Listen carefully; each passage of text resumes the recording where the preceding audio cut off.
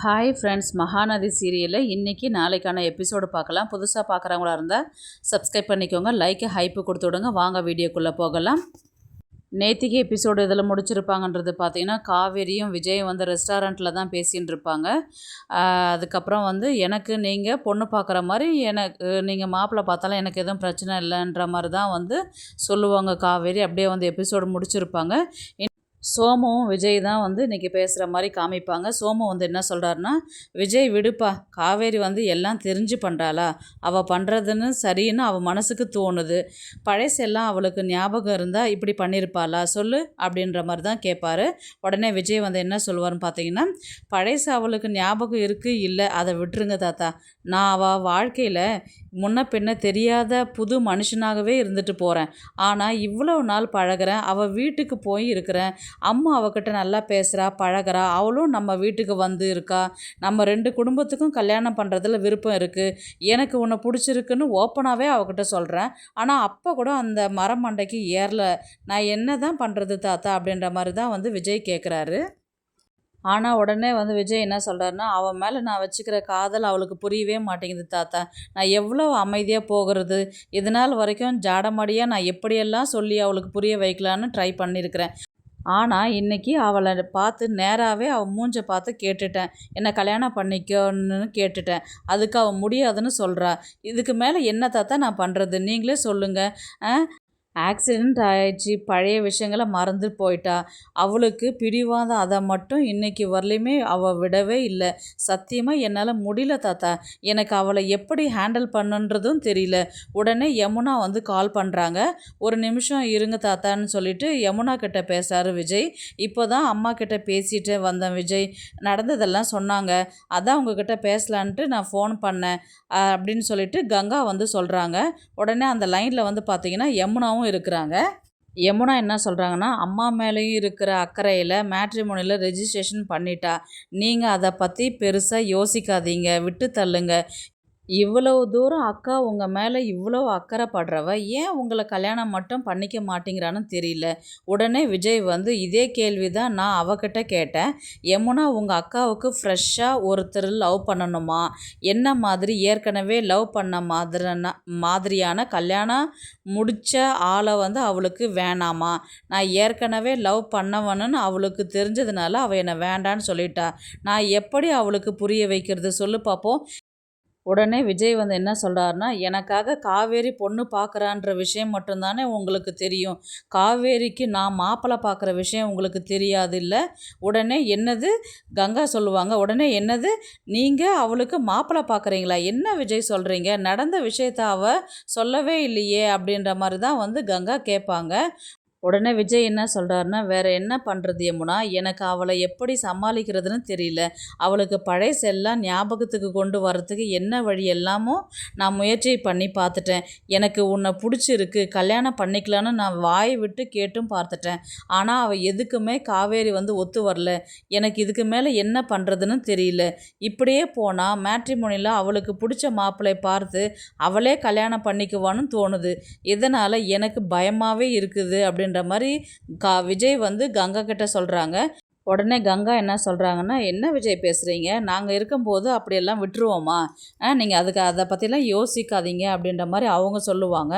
உடனே யமுனா வந்து, ஆமாம் மாமா, அக்கா அவள் மனசுக்கு என்ன தோணுதோ அதை பண்ணிக்கிட்டு இருக்கிறா, அதுக்காக நாங்களும் அப்படியே விட்டுற மாட்டோம், ஆனால் உங்களை கல்யாணம் பண்ணிக்க அக்காவை நாங்கள் சம்மதிக்க வச்சுருவோம், நீங்கள் கவலைப்படாமல் இருங்க. உடனே வந்து கங்கா வந்து நடந்ததில் நினச்சி ஃபீல் பண்ணாதீங்க, பார்த்துக்கலாம் விடுங்க, நடக்கிறதெல்லாம் நல்லதாகவே நடக்கணும்னு நம்புவோம், நீங்கள் தைரியமாக இருங்க அப்படின்னு சொல்லிட்டு கங்கா சொல்கிறாங்க. உடனே சாரதாவை தான் காமிக்கிறாங்க. சாரதா வந்து என்ன சொல்கிறாங்கன்னு பார்த்தீங்கன்னா, காவேரி கிட்ட, என்னடி நினச்சிட்டுருக்குற நீ, உன் இஷ்டத்துக்கும் பண்ணிட்டுருக்குற, எதுக்கு நீ இப்போ அவருக்கு மாப்பிள்ளை பார்த்துட்டுருக்குற, பொண்ணு பார்த்துட்டுருக்குற நீ அப்படின்ற மாதிரி தான் வந்து சாரதா வந்து கேட்பாங்க.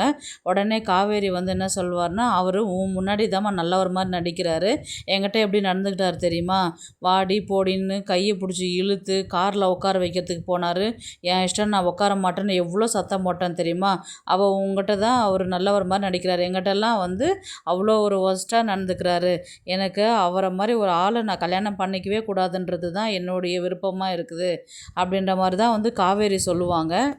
அதுக்கு சாரதா வந்து என்ன சொல்லுவாங்கன்னா, அவர் ஏதோ கோவத்துல டென்ஷன்ல இருந்திருப்பாருடி. அதனால அந்த மாரி பேசியிருப்பாரு அப்படின்ற மாரி தான் சொல்லிட்டு அவங்க சொல்லுவாங்க. அது என்னம்மா டென்ஷன்ல இஷ்டத்துக்கும் வாடி போடின்னு பேசுவாரா? அப்படின்ற மாரி தான் காவேரி கேட்பாங்க. அதுக்கு இல்லடி, இப்போ நீ என்ன சொன்ன? நீங்களே மனசு ஒத்து போய் கல்யாணம் பண்ணிக்கிட்டா என்னன்னு கேட்டேன் அப்படின்னு சொன்னல்ல. ஆமா அப்படின்ற மாரி சாரதா சொல்லுவாங்க. அப்போ மனசு ஒத்து போனா தானே கல்யாணம் பண்ணிக்கிறதுக்கு. எனக்கு தான் அவர சுத்தமா புடிக்கவே இல்லன்னு சொல்றேன்ல. அப்புறம் எப்படி நீ கல்யாணம் பண்ணிக்கோன்னு சொல்லிட்டு சொல்ற நீ? அப்படின்ற மாரி தான் வந்து காவேரி சொல்லுவாங்க. அந்த ஆளுக்கு என்ன உரிமை இருக்குது? ஒரு பொண்ணுக்கிட்ட எப்படி பேசணும்? எப்படி நடந்துக்கணுன்றது தான் ஒரு பேசிக் மேனர்ஸ் கூட அந்த ஆளுக்கு தெரியல. உடனே வந்து சாரதா வந்து என்ன சொல்லுவாங்கன்னா, "ஏதோ ஒரு டென்ஷன்ல பண்ணியிருப்பாருடி. சும்மா ஏன் அதையே சொல்லின்ட்டு இருக்கிற?" அப்படின்ற மாரி தான் சொல்லுவாங்க. காவேரி என்ன சொல்லுவாங்கன்னா, "டென்ஷன்ல இருந்தா என்ன வேணா பேசுவாங்களா? என்ன வேணா பண்ணுவாங்களா? இன்னைக்கு கைய பிடிச்சு இழுத்தவரு, நாளைக்கு வந்து கைய பிடிச்சு அடிக்க மாட்டாருன்னு என்னம்மா அர்த்தம்?" அப்படின்ற மாரி தான் வந்து காவேரி கேட்டதுக்கு, உடனே சாரதா வந்து என்ன சொல்லுவாங்கன்னா, விஜய் தம்பிக்கு அப்படியெல்லாம் நடந்துக்கிற ஆள் கிடையாதுடி. ரொம்ப நல்ல தம்பி. பார்த்தா அவளுக்கு நல்லவரா தான் தெரியுது அப்படின்ற மாரி தான் வந்து சாரதா சொல்லுவாங்க. உடனே காவேரி என்ன சொல்லுவாங்கன்னா, "அம்மா அவர் எப்படிப்பட்ட ஆள்னு உனக்கு தெரியுமா உனக்கு? இன்னைக்கு நான் அவரை சரியா வந்து புரிஞ்சுக்கிட்டேன். இவ்வளவு நாள் நடந்தும் நமக்கு தெரிஞ்சவரா போயிட்டதுனால தான் நான் இன்னைக்கு வரலையும் அவர்கிட்ட அமைதியா பேசின்னு இருக்கிறேன்." அப்படின்ற மாரி தான் வந்து காவேரி வந்து சொல்வாரு. அவர் ரொம்ப திமிரு பிடிச்சவரு. அவருக்கு பண்ணது அவர் பண்ணதுக்கு என்கிட்ட மன்னிப்பு கேட்டால் தான் நான் கார்லேயே ஏறுவேன்னு சொல்லிட்டு சொன்னேன் நான், தெரியுமா உனக்கு? அதுக்கப்புறம் என்கிட்ட சாரி கேட்டதுக்கப்புறம் தான் நான் காரில் ஏறி வீட்டுக்கு வந்தேன். வரும்போது தான் வந்து நான் மேட்ரிமோனியில் வந்து பொண்ணு பார்க்க பையனை பார்க்குறேன்னு சொல்லிட்டு சொன்னதுக்கு, அதுக்கப்புறம் நடந்த விஷயத்த வந்து ஃபுல்லாகவே எக்ஸ்பிளைன் பண்ணுவாங்க. இந்த மாதிரி நீங்கள் எனக்கு பொண்ணு பார்க்குறீங்கன்னா நான் உங்களுக்கு பையன் பார்க்குறேன் அப்படின்னு தான் டீலிங்கு. இப்போ நான் வந்து அவருக்கு பொண்ணு பார்க்கணும், எனக்கு அவர் மாப்பிள்ளை பார்க்கணும், இதில் என்னம்மா தப்பு இருக்குது? அப்படின்ற மாதிரி தான் வந்து காவேரி வந்து சாரதா கிட்ட சொல்லுவாங்க. உடனே வந்து பார்த்தீங்கன்னா, உடனே அடுத்த நாள் சாரதா வந்து பார்த்தீங்கன்னா, டிஃபன் எடுத்து குடுத்துட்டு, "ஏன்டி நான் டிஃபன் கொண்டு வந்து குடுத்துருக்குறேன், என் ஃபோனே நோண்டிட்டு இருக்கிற, டைம் ஆகலையா உனக்கு ஸ்கூலுக்கு?" அப்படின்ற மாரி சாரதா கேட்டதுக்கு, "இல்லைம்மா, விஜய்க்கு வந்து பாரு நெறைய ரெக்வெஸ்ட் வந்திருக்குது." அப்படின்ற மாரி. ரெக்வெஸ்ட்னா என்னடின்னா, நெறைய பேர் அவர கல்யாணம் பண்ணிக்கிறதுக்கு விருப்பம் தெரிவிக்கிறதுக்கு குடுத்துருக்குறாங்க. நீ பாரேன் எத்தனை ஃபோட்டோஸ் அப்படின்ற மாரி தான் வந்து சாரதா கிட்ட காமிப்பாங்க. "இத்தனை பேராடி வந்திருக்குறாங்க?" அப்படின்ற மாரி தான் வந்து அவங்க சாரதா கேட்பாங்க. "ஆமா, ஆமா. நான் அவர பார்த்து கொஞ்சம் சொல்லணும், பொண்ணு பார்க்க சொல்லி. சரி நான் கிளம்புறேன் நான்." அப்படின்ற மாரி தான் வந்து இவங்க சாப்பாடு எடுத்துகிட்டு கிளம்புவாங்க. கிளம்பி ரோட்டில் போயின்னு இருக்கும்போது பார்த்தீங்கன்னா, விஜயும் பாப்பாவும் காரில் வந்துட்டுருப்பாங்க. பாப்பா வந்து, "அப்பா அதை பாருங்கள் மிஸ்ஸு போகிறாங்க." அப்படின்ற மாரி தான் சொல்லுவாங்க. உடனே விஜய் வந்து மெல்லமா ஸ்லோ பண்ணி காரை நிறுத்துவார். உடனே காவேரி வந்து பாப்பா கிட்ட தான் பேசுவாங்க. பாப்பா வந்து உடனே வந்து, "காரை விட்டு இறங்கறதுக்கு பாப்பா." "ஏம்மா இறங்குற?" அப்படின்ற மாரி விஜய் வந்து கேட்பாரு. "இல்லை மிஸ்ஸு வந்து காரில் ஏற சொன்னால் ஏற மாட்டாங்க. ஸ்கூல் கிட்ட தானே இருக்குது, நடந்து போகிறேன்னு சொல்லிட்டு சொல்லுவாங்க. நான் நடந்து போகிறேன் அவங்க கூடவே." அப்படின்ற மாதிரி வந்து சொன்னதுக்கு காவேரி வந்து சொன்னாங்க, "நீ காரை விட்டு இறங்க வேணாம் அம்மா, நீ கார்லேயே உட்காரு, நான் உங்கள் அப்பா கிட்ட தான் பேசணும்." அப்படின்னு சொன்னதுக்கு, "அப்பா கிட்ட என்ன பேச போகிறீங்க?" அப்படின்னு பாப்பா கேட்டதுக்கு, "இல்லை ஃபீஸ் கட்டணும், அதை பற்றி நான் அப்பா கிட்ட டிஸ்கஸ் பண்ணணும், நீ உள்ளேறே உட்காரு." அப்படின்ற மாதிரி சொல்லுவாங்க. "நீங்கள் கொஞ்சம் வெளியில் வாங்கன்ட்டு ஒரு மாதிரி கோவமாக சொல்லுவாங்க. ஐயோ, உன் டோன் கூப்பிட்ற விதமே சரியில்லையே, நேற்று சண்டை இன்னும் ஞாபகத்தில் இருக்குதா என்னவோ, பாப்பா வேற பார்த்தான்னா அவள் வேற கஷ்டப்படுவா, இப்போ என்ன பண்ணுறது?" அப்படின்னு சொல்லிட்டு அம்முக்கிட்ட வந்து, "அம்மு, நான் வந்து வெளியில் ரொம்ப டஸ்ட்டு ஜாஸ்தியாக இருக்குது, நான் டோர் க்ளோஸ் பண்ணிவிட்டு ஏசி ஆன் பண்ணிவிட்டு உனக்கு பிடிச்ச பாட்டு போடுறேன், அதை கேட்டுக்கிட்டு உள்ளே நீ உட்காரு." அப்படின்ற மாதிரி வந்து பாப்பா கிட்ட சொல்லிவிட்டு இவர் வெளியில் வருவார். இந்த மாதிரி, "உங்களுக்கு ரெக்வெஸ்ட் வந்திருக்குது, அந்த பொண்ணை போய் பார்க்கலாம், வரீங்களா?" அப்படின்ற மாதிரி தான் வந்து காவேரி கேட்பாங்க. "எனக்கு எந்த பொண்ணையும் பிடிக்கல, நான் ஃபோட்டோ பார்க்காதே எப்படி நீங்கள் பிடிக்கலன்னு சொல்லிட்டு சொல்கிறீங்க?" அப்படின்ற மாதிரி வந்து காவேரி கேட்டதுக்கு, "பிடிக்கலன்னா பிடிக்கல தாங்க, சும்மா வந்து கம்பல் பண்ணாதீங்க." அப்படின்ற மாதிரி வந்து விஜய் வந்து சொல்லுவார். "அதுக்கு இல்லைங்க, போய் பார்க்கணும்னு சொன்னீங்கன்னா பார்த்துடலாம். அந்த பொண்ணுக்கிட்ட பேசின வரலையும் ரொம்ப நல்ல கேரக்டராக தான் இருக்குது, எதுக்கு அந்த பொண்ணை விடுறீங்க?" அப்படின்ற மாதிரி காவேரி கேட்டதுக்கு, "ஏங்க எனக்கு பிடிக்கலன்னா விடுங்களேன், ஏங்க சும்மா கம்பல் பண்ணுறீங்க?" அப்படின்ற மாதிரி கேட்டதுக்கு அவங்க எதுவுமே "அதுக்கப்புறம் உங்கள் இஷ்டம்." அப்படின்ற மாதிரி காவேரி சொல்லுவாங்க. இது நடந்த ஆர்கியூமெண்ட்லாம் பாப்பா வந்து உள்ளே இருந்து பார்த்துட்டுருப்பா. ஏதோ ஃபீஸ் கட்டுறதை பற்றி பேசுகிறதுக்கு இல்லையே, வேறு ஏதோ பேசுகிறாங்க, எனக்கு கேட்கக்கூடாதுன்றதுனால பாட்டை அப்பா வச்சுட்டு போயிட்டு வேறு ஏதோ வெளியில் பேசின்னு இருக்கிறாங்க போல், மைண்டை டைவர்ட் பண்ணுறாங்களாம்மா வேணாமா அப்படின்ற மாதிரி பாப்பா வந்து சொல்லுவா. அதுக்கப்புறம் இவங்க வந்து எனக்கும் ஈவினிங் வந்து கொஞ்சம் வேலை இருக்குது அப்படின்ற மாதிரி காவேரி சொல்லுவாங்க. எதுக்குன்னா இந்த மாதிரி எனக்கும் மாப்பிள்ளை வந்து உங்களுக்கு வர மாதிரிலாம் எனக்கு கிடையாது, 1-2 எனக்குன்னு வந்திருக்குது. அதில் ஒரு பையன் வந்து பக்கத்து தெருவில் தான் இருக்கிறானா, உங்ககிட்ட பேசலாமான்னு சொல்லியிருக்கிறான். நான் ஈவினிங் போய் அவங்கள பார்க்கணும் அப்படின்ற மாதிரி காவேரி வந்து சொல்லுவாங்க. யார் அந்த பையன் அப்படின்ற மாதிரி அவ்வளோ கோவம் வரும் விஜய்க்கு. நான் அவர்கிட்ட பார்க்க போகிறேன், பேச போகிறேன், நான் நாளைக்கேவா கல்யாணம் பண்ணிக்க போகிறேன், பார்த்து பேசி பழகி பிடிச்சிருந்தா தான் கல்யாணம் பண்ணுவோம் அப்படின்ற மாதிரி தான் வந்து காவேரி சொல்லுவாங்க. இந்த இந்த விஷயத்த கேட்டவுடனே விஜய்க்கு வந்து ரொம்பவே கோவம் வரும். சரி நீங்கள் கிளம்புங்க அப்படின்ற மாதிரி தான் வந்து காவேரி சொல்லிவிட்டு அங்கேருந்து கிளம்பிடுவாங்க. உடனே சாரதா கிட்ட தான் போவார் அவர். இந்த மாதிரி அத்தை, இந்த மாதிரி மாப்பிள்ளை பார்த்துருக்குற விஷயம்லாம் வந்து கிளியராக எல்லாத்தையுமே எக்ஸ்பிளைன் பண்ணுவார். என்கிட்ட அவள் இந்த விஷயத்த சொல்லலைங்க மாப்பிள்ளை அப்படின்ற மாதிரி தான் வந்து இவங்க சாரதா சொல்லுவாங்க. இன்றைக்கி ஈவினிங் தான் பார்க்க போகிறேன்னு சொல்லியிருக்கிறா, எத்தனை மணிக்கு போவா, பார்த்து பிடிச்சி கல்யாணம் பண்ணிக்கிட்டா என்ன பண்ணுறது, இல்லை பிடிக்கலன்னா என்ன பண்ணுறது அப்படின்ற மாதிரி நிறைய கொஷின்ஸ் வந்து சாரதா கிட்ட கேட்பாங்க. எதுக்கு மாப்பிள்ளை கவலைப்படுறீங்க, யாராக இருந்தாலும் என் பொண்ணை பற்றி எனக்கு தெரியும், அந்த மாப்பிள்ளை தெறிக்க தான் ஓடுவானே தவிர்த்து கல்யாணம் பண்ணிக்கிறதுக்கெலாம் விருப்பப்பட மாட்டான்.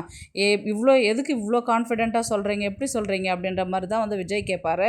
அதுக்கு மாப்பிள்ளை, எனக்கு வர மாப்பிள்ளை யார், பையன் யாருன்றது எனக்கு தெரியாது, ஆனால் என் பொண்ணு கேரக்டர் என்னன்றது எனக்கு தெரியும், அவள் எப்படி பேசுவா, எப்படி நடந்துப்பான்றது எனக்கு தெரியும், அதனால் நான் தைரியமாகவே சொல்லுவேன், வரவன் தெரிச்சு தான் ஓட போகிறான், அவளை கல்யாணம் பண்ணிக்கிறதுலாம் விருப்பப்பட மாட்டான் அப்படின்ற மாதிரி தான் வந்து சொன்னதுக்கு, சரி ஒருவேளை பிடிச்சி போய் கல்யாணம் பண்ணிக்கிட்டால் என்ன பண்ணுவீங்க அப்படின்ற மாதிரி விஜய் கேட்டதுக்கு உடனே சாரதா சொல்லுவாங்க, அதெல்லாம் நடக்காதுங்க மாப்பிள்ளை அப்படின்ற மாதிரி தான் சொல்லுவாங்க. என் பொண்ணை புரிஞ்சிக்கிட்டு அவள் கோவப்படும் போது எப்படி பேசணும், அவள் சந்தோஷமாக இருக்கும்போது எப்படி பேசணும், எப்படி அவளை நடந்துக்கணும், அவளை எப்படி கேர் எடுத்து பார்த்துக்கணுன்றது உங்களுக்கு மட்டும்தான் அந்த அருகதை இருக்குது. நீங்கள் மட்டும்தான் அவளை ஒழுங்காக பார்த்துக்கிற ஆளே நீங்கள் தான், எங்கள் வீட்டு மாப்பிள்ளை நீங்கள் தான், என்ன ஆனாலும் அவளுக்கு அவள் வேறு ஒருத்தனை கல்யாணம் பண்ணிக்க மாட்டா, நீங்கள் வேணால் பாருங்கள் அப்படின்ற மாதிரி தான் வந்து சாரதா சொல்லுவாங்க. இப்போ எங்கே பார்க்க போகிறா, என்ன பார்க்க போகிறா, எந்த இடம்னு தெரிஞ்சாவது நம்ம போய் பார்க்கலாமே அப்படின்ற மாதிரி வந்து விஜய் சொன்னதுக்கு உடனே சாரதா என்ன சொல்லுவாங்கன்னா, ஏற்கனவே உங்கள் மேலே செம கோவத்தில் இருக்கிறா, நீங்கள் இன்னும் அந்த இடத்துக்கு போனீங்கன்னா இன்னும் 2 வெறுப்பு ஜாஸ்தியாகிட்டு சுத்தமாக பேசாத கூட விட்டுருவா, அவளோட கேரக்டர் அப்படி தான், அதனால் நீங்கள் அங்கே போக தேவையில்லை, அவள் ஏதோ காஃபி குடிக்கிற கடைக்கு தான் வரணும், இப்போ நீங்கள் நேற்றுக்கு ஏதோ ஒரு பொண்ணு பார்க்குறதுக்கு போகணுன்னு சொல்லிட்டு சொன்னீங்க இல்லையா, அந்த இடத்துக்கு தான் அவளை வந்து வர சொல்லியிருப்பான் அந்த பையனை அப்படின்ற மாதிரி தான் வந்து சாரதா சொல்லுவாங்க. ஓ, அந்த காஃபி ஷாப் வந்து வீட்டு பக்கத்தில் தானே இருக்குது, சொன்ன மாதிரி அங்கே வர சொல்லியிருப்பாங்கல்ல அப்படின்ற மாதிரி தான் வந்து விஜய் வந்து கேட்பார். இருக்கலாம் மாப்பிள்ள அப்படின்ற மாதிரி தான் சொல்லுவாங்க. இப்போது அப்படியே எபிசோடு வந்து முடிப்பாங்க. நாளைக்கு வந்து பார்த்திங்கன்னா இவங்க என்ன டிஸ்கஸ் பண்ணுவாங்கிறது பார்த்திங்கன்னா, ஒன்று உங்களுக்கு அவ்வளோ டவுட்டாக இருக்குது, அவள் என்ன பேசுகிறா என்ன சொல்கிறான்றது உங்களுக்கு தெரியலன்னா நான் வேணால் அவள் கூட போகிறேன் நான் அப்படின்ற மாதிரி தான் வந்து சாரதா வந்து சொல்லுவாங்க. நீங்கள் எப்படி அத்தை போவீங்க, அவள் தான் உங்களை கூப்பிட்டுன்னு போக மாட்டாளே அப்படின்ற மாதிரி வந்து சொன்னதுக்கு, அவள் கூப்பிடலன்னா என்ன, நான் போய் பார்க்குறேன், அவங்க என்ன பேசுகிறாங்கன்றது நான் கேட்டு உங்களுக்கு தகவல் நான் சொல்கிறேன் அப்படின்ற மாதிரி தான் வந்து சாரதா வந்து சொல்லுவாங்க. அப்படி மட்டும் விஷயம் தெரிஞ்சால் எனக்கு கொஞ்சம் நல்லாயிருக்கும் அத்தை, ஏன்னா அவள் என்ன பேசுகிறான்றது எனக்கு தெரியாது இல்லையா, அதே டென்ஷனாக இருக்கும்.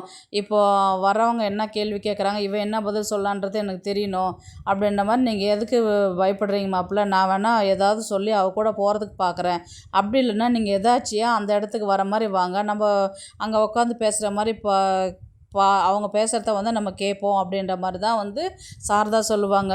எப்படி வந்து கதையை கொண்டு போவாங்கன்னா, ஒன்று சாரதா போயிட்டு விஷயத்தை கேட்குற மாதிரி இருக்கும், இல்லைன்னா நான் போயிட்டு உங்களுக்கு அங்கே கால் பண்ணுறேன், நீங்கள் அந்த இடத்துல வந்து எதாச்சியாக வர மாதிரி வாங்க, அப்படியே நம்ம உட்காந்து பேசும்போது அவங்க என்ன பேசுகிறாங்கன்றது தெரிஞ்சுக்கோ. இப்போ இந்த ரெண்டு விதமாக கதையை கொண்டு போவாங்க. அப்படி இல்லைன்னா காவேரி அந்த பையனை மட்டும் பார்த்து பேசி பழகி எனக்கு அது பிடிக்கவே இல்லைன்னு வந்து அந்த விஷயத்தை சாரதாக்கிட்ட சொல்லி சாரதா வந்து விஜய்கிட்ட சொல்கிற மாதிரி தான் கதையை கொண்டு போவாங்க. பார்க்கலாம் கதையை வந்து எப்படி எடுத்துகிட்டு போகிறாங்கன்றது. இந்த வீடியோ உங்களுக்கு பிடிச்சிருந்தா ப்ளீஸ் லைக் பண்ணுங்கள், ஷேர் பண்ணுங்கள், சப்ஸ்கிரைப் பண்ணுங்கள். தேங்க்ஸ் ஃபார் வாட்சிங். இந்த வீடியோ உங்களுக்கு பிடிச்சிருந்தா ஒரு லைக் போடுங்க, நம்ம சேனலை சப்ஸ்கிரைப் பண்ணுங்க.